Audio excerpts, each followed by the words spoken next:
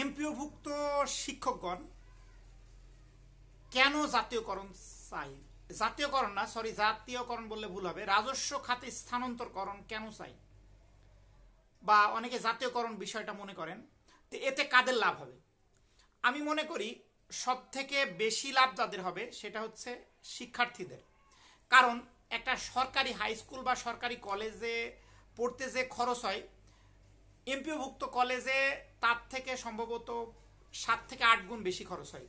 তার মানে এখানে সরাসরি মানে যারা লাভবান হবেন তারা হচ্ছে শিক্ষার্থীগণ এবং শিক্ষার্থীর অভিভাবকগণ।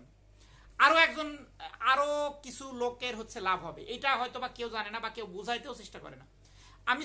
আমি যদি বলি এখানে লাভবান হবে হচ্ছে সমন্বয়ক যারা আছে, আমাদের দেশটা যারা হচ্ছে স্বাধীন করলো, তাদের যে বড় ভাই বা ছোট ভাইগুলো আছে তাদের লাভ হবে। যদি বলে কেন, কারণ হচ্ছে মানে এমন একটা এই সমন্বয়করা থাকা পর্যন্ত আর কি, মানে এই সরকারের আমলেই এইটা করা সম্ভব, তাছাড়া অন্য কেউ এটা করবে না। কারণ এদেরকে নিয়ে খেলা খেলে, এদেরকে নিয়ে একটা বড় আকারের একটা রাজনীতি করার চেষ্টা করে। যেমন হচ্ছে একটা এমপিওভুক্ত শিক্ষা প্রতিষ্ঠানকে সব থেকে বড় যে ফাঁকিটা দেওয়া হয় সেটা হচ্ছে সরকারি মানে সরকারি হাই স্কুল বা কলেজের শিক্ষকদের মানে সব থেকে বড় ফাঁকি দেয় হচ্ছে বাড়ি ভাড়া দিয়ে। ওদের হচ্ছে তো বাড়ি ভাড়াটা খুব বেশি না, যদি হিসাব করা যায় তাহলে হচ্ছে মানে 4 থেকে 5,000 কোটি টাকা দিলে মানে বাড়ি ভাড়া বা উৎসব ভাতা যে পার্থক্যগুলো আছে এগুলো আর থাকবে না।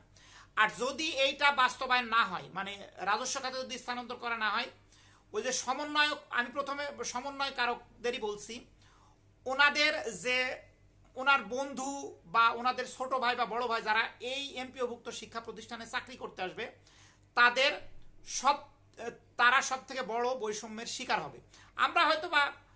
আমরা তো ঢুকছে, আমাদের অনেক বছর হয়ে গেছে, আমাদের এটা সয়ে গেছে হয়তো অনেক সময়, কিন্তু যারা নতুন করে আসবে মানে সমন্বয়কদের বন্ধু বা ওই সমন্বয়ক তো এই এমপিওভুক্ত প্রতিষ্ঠানে হাই স্কুল বা কলেজে চাকরি করতে আসবে, তারা কিন্তু এই বৈষম্যের জালে জর্জরিত হবে।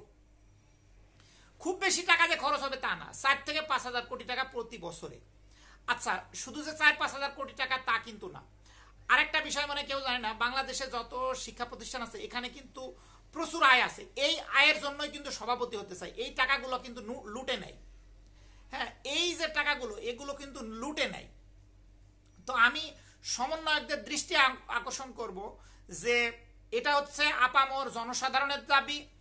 এই রাজস্ব মানে এমপিওভুক্ত শিক্ষা মানে 5.5 লক্ষ শিক্ষক কর্মচারীদের যদি চাকরি রাজস্বকরণ হয়, মানে চাকরি রাজস্বকরণ হয়, তাহলে তাদেরই সব থেকে মানে আপামর ছাত্র জনতার লাভ, জনগণের লাভ, এবং সমন্বয়কদের হচ্ছে কি বলে তাদের বড় ভাই এবং ছোট ভাইদের লাভ। এই লাভটা যে শুধু আমাদের একা তা কিন্তু না, এবং টাকাটা খুবই কম, 4 থেকে 5,000 কোটি টাকা। কারণ আমাদের বাংলাদেশে হচ্ছে 7 থেকে 8 লক্ষ কোটি টাকা হচ্ছে আসে, কি বলে ওটাকে কি বলে, 7 থেকে 8 লক্ষ টাকা বাজেট আসে। আরেকটা বিষয় বলতে পারে যে না, পেনশনের সমস্যা, পেনশনে তো অনেক টাকা, পেনশন দেওয়ার দরকার নাই।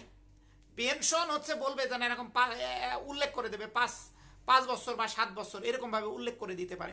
আরো একটা বিষয় বললে ভালো হয়, সেটা হচ্ছে যে বলবে যে একবারে তো সরকারিকরণ করলে অনেকগুলো টাকা চলে যাবে, একটা বছরই করে দেবে যে এই অর্থ বছরে কি মানে হচ্ছে বাড়ি ভাড়া এত পার্সেন্টেজ দেবে, অথবা 40% বাড়ি ভাড়া পাওয়া যায়, তো এই বছর 20% দেবে, আগামী বছর 20% দেবে। তাহলে এরকম করে হলে তো হচ্ছে রাজস্বকরণ করা যায়, রাজস্ব। আচ্ছা, আরেকটা বিষয় অনেকে প্রশ্ন করে যে জাতীয়করণ চাই না কেন? জাতীয়করণ চাই না হচ্ছে আমলারা একটা মানে ফাঁক খোঁজার সুযোগ পাবে। জাতীয়করণ করতে গেলে এই যে বাংলাদেশে প্রায় যতগুলো প্রতিষ্ঠান আছে এগুলো 20 থেকে 30 বছর লাগতে পারে। কারণ আমরা 300-500 শিক্ষা প্রতিষ্ঠান জাতীয়করণ করতে দেখেছি, তারা হচ্ছে ওই যে বিভিন্ন রকম বলে যে এই সমস্যা ওই সমস্যা, পিএসসিতে স্থানান্তর, বিভিন্ন রকম কথা বলে হচ্ছে ওরা একটা কালক্ষেপণ করার চেষ্টা করে।